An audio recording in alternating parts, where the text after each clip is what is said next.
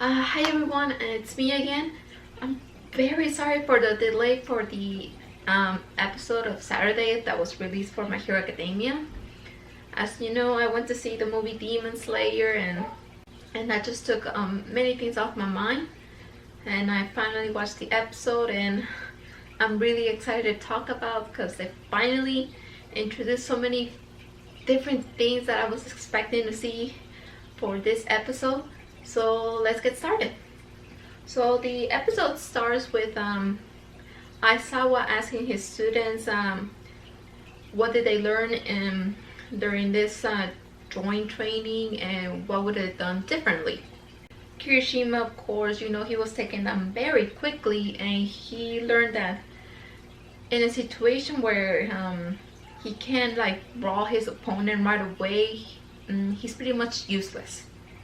Koda, of course, he knows that he should have been more detailed with his instructions when he's using the bugs and his animals, when he uses his animal voice. Asui is lamenting that she lost Kirishima and Koda way too fast. And Shincho is just very upset and frustrated with himself that he was way too slow to use the binding cloth and to even use all that he learned with Aizawa. Aizawa, of course, reminds him that it took him 6 years for him to master his binding cloth and not to feel too bad of himself and to use that frustration to motivate him. Of course, Aizawa gives his students some advice. He tells Kirishima that he needs to focus on setting up on a head-on fight battle. Koda, of course, he needs to be more detailed on his instructions, just like he said. For Kaminari, he tells him, you need to fight seriously, and that's one of the things I even said about in my last video, that Kaminari has this thing of literally using all his strength when things are going south very quickly. So it's a good thing he's telling him, dude, you need to use your full power in the beginning, not at the end when you're already losing. For Asui, he tells her, instead of thinking of oh, I shouldn't have lost these two guys, she needs to think of a way to cover up in case if it happens one more time where she loses two or another members of their team, she needs to find a way to cover up. And one of the things I love about this episode is Midnight fangirling, like always, and it's just pretty funny seeing Midnight. Vlad asks his students why they lost, and of course he tells them that they need to work on coming up together as a team, because Sensho's quirk really disrupted their teamwork, so they really need to work on that. Overall, even though Class 1A they won, Class 1B had a better plan, and that's one of the things I think they took off from the manga, or maybe it's gonna be I think they're explained later on, I'm not sure. That I saw what tells them that even though Class 1A they won, Class 1B had a better plan, and it's true. Then we see Monoma going to Sensho and asking him to form a plan to beat Class 1A. And of course, we know Monoma is this weird character that it's not even necessary to describe him. Just seeing him in the anime, you already know what type of person he is. Of course, Deku decides to talk to his team about forming a plan for their upcoming match, and everyone soon follow. And of course, we get to see Bakugo's team. They're all going to him, we should plan this, and Bakugo's response is not to get in his way. Typical Bakugo. Of course, while the students are talking about coming up with plans, All Might watches this and he starts thinking about how every student has improved their works, etc, etc. And then he sees Deku that he has improved using One for All a lot better than last time. And of course, we also see the teachers discussing about Shinsho's performance. As you know, this is a test to see if Shinsho should be transferred to the hero course. And before they continue talking, Vlad decides to start the second match right away. The second match, as we saw on the preview last week, It consists of Yayorozu, Tokoyami, Hagakure, Aoyama versus Komori, Kendo, Fukidashi, and Kurohiro. I hope I'm saying his name right. It's a little difficult. And before the match begins, we see Yayorozu and Kendo having a conversation. Kendo asks Yayorozu why she didn't enter the beauty pageant. Of course, Yayorozu was busy with the band work, and also Aizawa didn't really tell her. I guess he didn't think it was very important for Yayorozu's development. Ken also makes a comment on how people put her and Yayorozu in the same box, and it's pretty cute seeing Yayorozu, her imagination of her like bending a box. It was pretty funny. And Kendo says she wants to fight Yayorozu properly. Of course, Yayorozu is excited and she accepts.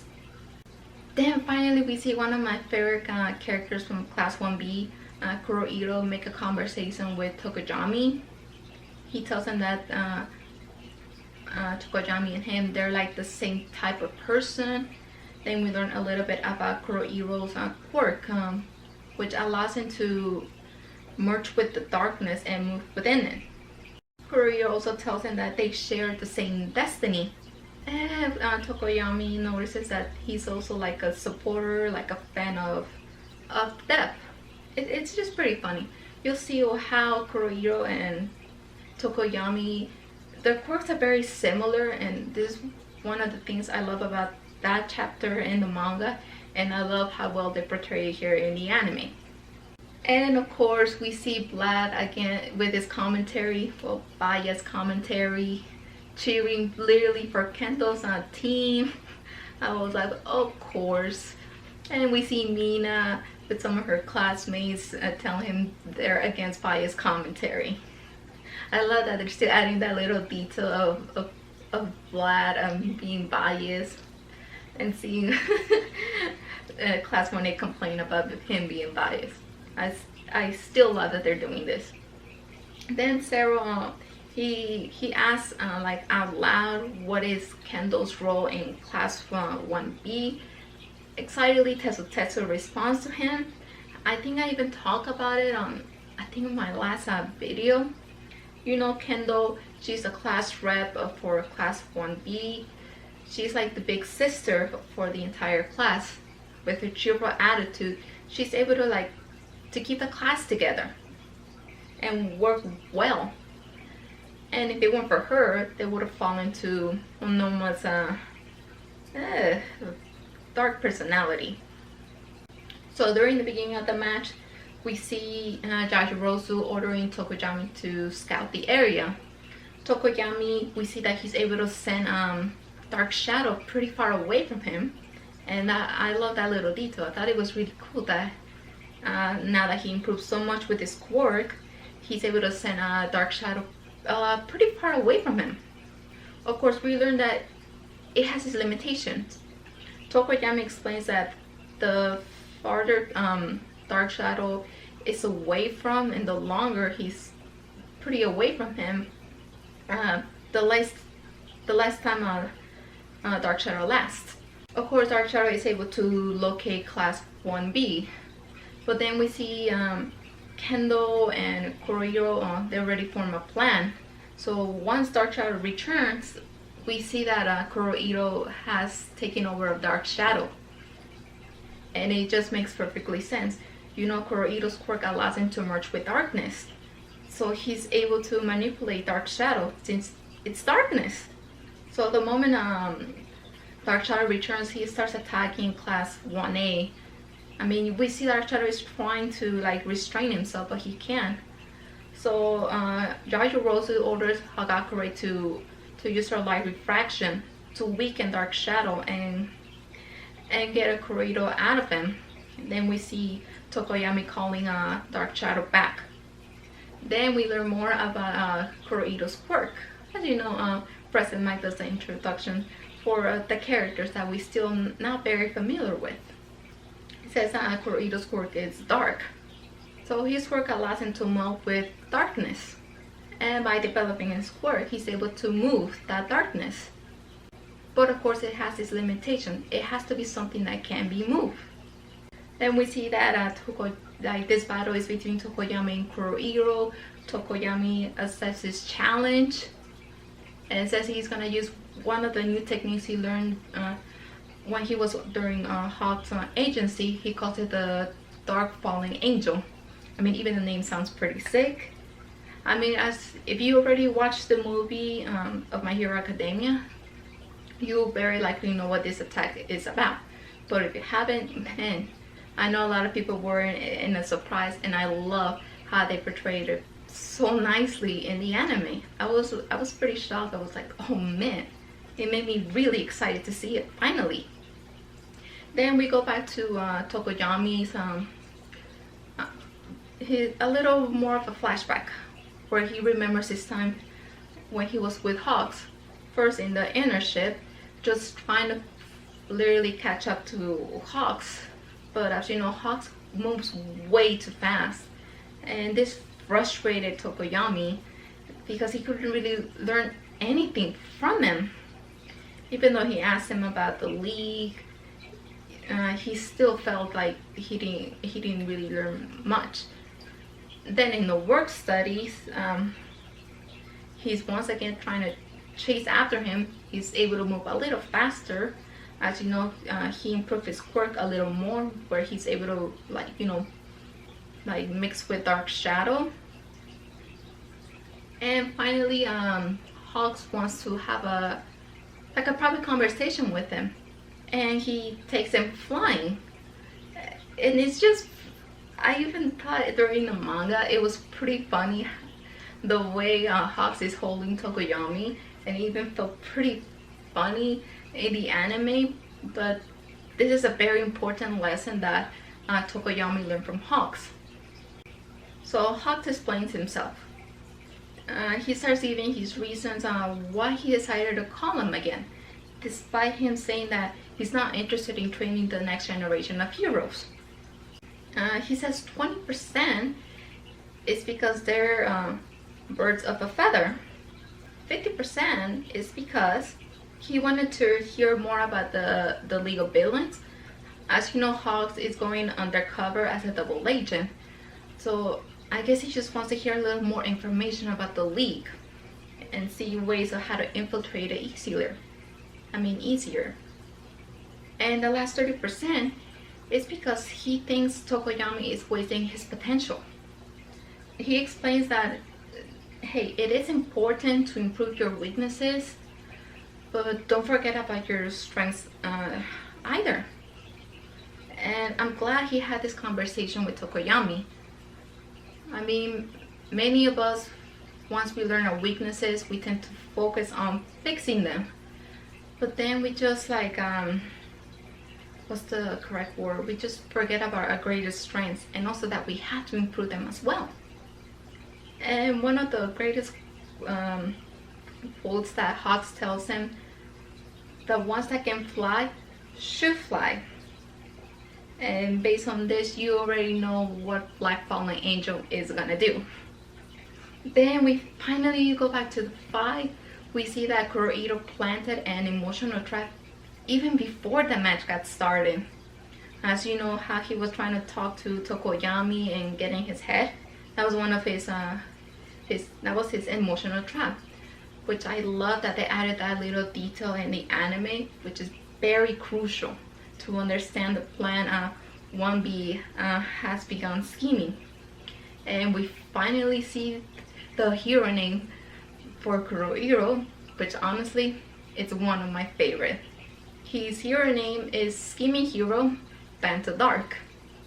Man, it's one of my favorite hero names. I mean, it even sounds so cool. We even see Vine Shiosaki kind of lamenting about his hero name being Scheming Hero. I thought that was a pretty cool detail in the anime. So we get to see that the plan for Class 1B, Kurohiro is not after Tokoyami. And then we see him taking away Aoyama, who's distracted. Kurito, as he's just taking him away, he thinks that with him able to merge within the darkness of the whole area, he says that no one's gonna catch him. And then we see literally Tokoyami literally right next to him. He's like, what are you saying? And we finally see Dark Falling Angel. As you know, Dark Shadow floats all the time. So Tokoyami had this great idea of having Dark Shadow kind of like wrap his arms around him and let him fly. And we even see Midoriya literally you know how he starts explaining every single thing, and his classmates are all looking at him weird. And I love that they gave that explanation. Even Midori explained it very well. I mean, Tokoyami's new attack, it's just pretty awesome. Seeing him fly like a bird, like he's supposed to. Then once he's able to start flying, he's able to take away Aoyama. Then we see Yajirozu asking Aoyama to use his quirk to change like the shadows of the whole where the pipes are, to chase Kuroide out of there. Of course, then we see Yajirozu and Kagakure chasing him, and they corner him finally. Then they start commenting that their plan has failed. And Kurohiro, we see him like smirking, saying, "You think the plan fell?" And then he starts commenting that Kendo is actually better than Yajirozu. And then we see mushrooms sprouting from both Hagakure and Yajirozu, which is one of the quirks from Class 1B. Then we learned the plan for Class 1B, but unfortunately that Plan A fell because of the light. So Kuriidi's plan was, it was done. But we see that it's still not over because they have another plan up their sleeve. Then we see Koromori, she's the one that uses the mushrooms, and we just see her smiling. And that's where the episode ends. And I really love this episode. It was pretty interesting, it was funny, and it gets me pretty excited for the next part for the match. As you know, the fight is still not over, and trust me, this battle is gonna get even more intense. Trust me, you're not gonna regret seeing this. I'm pretty excited to see what's gonna be the next outcome, and also seeing the other fights. But anyway, I hope you really enjoyed this video, and I hope to see you in the next one.